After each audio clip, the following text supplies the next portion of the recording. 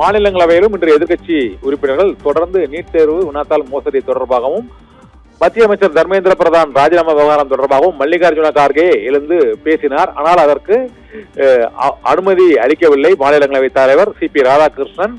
எதிர்க்கட்சி எம்பிக்கள் பேசுவதற்கு ஆளுங்கட்சி எம்பிக்கள் அந்த எதிர்ப்பை தெரிவித்தனர். ஆனால் அதற்கு ஆளுங்கட்சி எம்பிக்களும் எதிர்க்கட்சி எம்பிக்களும் தொடர்ந்து அமளியில் ஈடுபட்டதாலும் அங்கு மாநிலங்களவை எதிர்க்கட்சி தலைவர் மல்லிகார்ஜுன கார்கேவை பேசுவதற்கு அனுமதிக்க கோரி அங்கு காங்கிரஸ் கட்சியின் எம்பிக்கள் தொடர்ந்து முழக்கங்களை எழுப்பினார்கள். ஆனால் அதை ஏற்றுக்கொள்ள இயலாது என்று மாநிலங்களவை தலைவர் CP ராதாகிருஷ்ணன் வலியுறுத்தினார். இதையடுத்து மக்களவை மாநிலங்களவை இரண்டுமே இன்று கூடிய சில நிமிடங்களிலேயே ஒத்திவைக்கப்படுவதாக அறிவிக்கப்பட்டிருக்கிறது.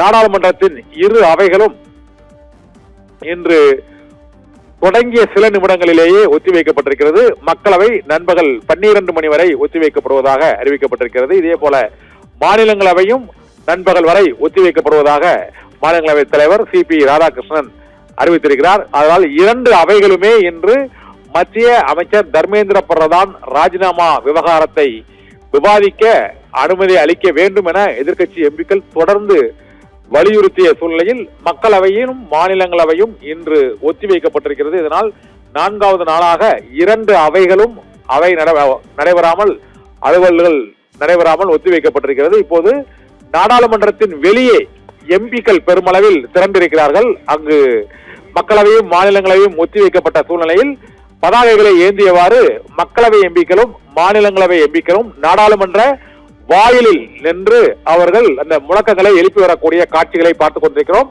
அவை நடவடிக்கைகள் தொடங்குவதற்கு முன்னதாகவும் அங்கு போராட்டம் நடைபெற்றது. அதன் பின்னர் அவை நடவடிக்கை தொடங்கிய சில நிமிடங்களிலேயே மீண்டும் அங்கு மக்களவை மற்றும் மாநிலங்களவை எம்பிக்கள் நாடாளுமன்ற வளாகத்தில் போராட்டத்தில் ஈடுபட்டு வருகிறார்கள். அந்த காட்சிகளை தான் இப்போது நாம் பார்த்துக் கொண்டிருக்கிறோம். பதாகைகளை ஏந்தியவாறு மத்திய அமைச்சர் பதவி விலக வலியுறுத்தி அவர்கள் அந்த முழக்கங்களை நாடாளுமன்றத்துக்கு வெளியே மக்களவை மாநிலங்களவையைச் சேர்ந்த எதிர்க்கட்சி எம்பிக்கள் எழுப்பி வருகிறார்கள். அவை நடவடிக்கைகள் தொடங்குவதற்கு முன்னதாக பாரதிய ஜனதா கட்சி மற்றும் தேசிய ஜனநாயக கூட்டணியின் ஆதரவு எம்பிக்களும் இதே போல காங்கிரஸ் கட்சி உள்ளிட்ட எதிர்க்கட்சி எம்பிக்களும் இந்தியா கூட்டணி எம்பிக்களும் முழக்கங்களை இருதரப்பிலும் எழுப்பினர். இப்போது இரு தரப்பினரும் இந்த பேப்பர் லீக் தொடர்பாக வினாத்தாள் கசிவு தொடர்பாக அவை நடவடிக்கைகளை ஒத்திவைத்து விவாதிக்க வலியுறுத்தி அங்கு போராட்டங்களில் எழுப்பி வந்தார்கள். இப்போது மக்களவை மாநிலங்களவை எம்பிக்கள் நாடாளுமன்றத்துக்கு வெளியே முழக்கங்களை எழுப்பக்கூடிய அந்த காட்சிகளை இப்போது பார்க்கலாம்.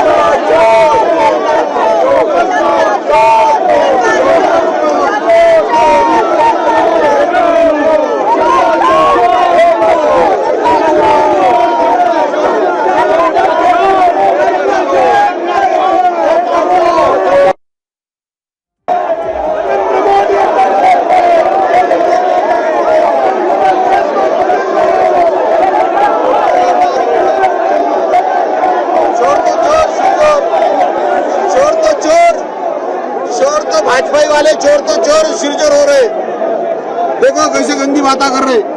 चोर है वो, चोर है वो, चोर, और चोर होने के बाद सिरजोर हो रहे।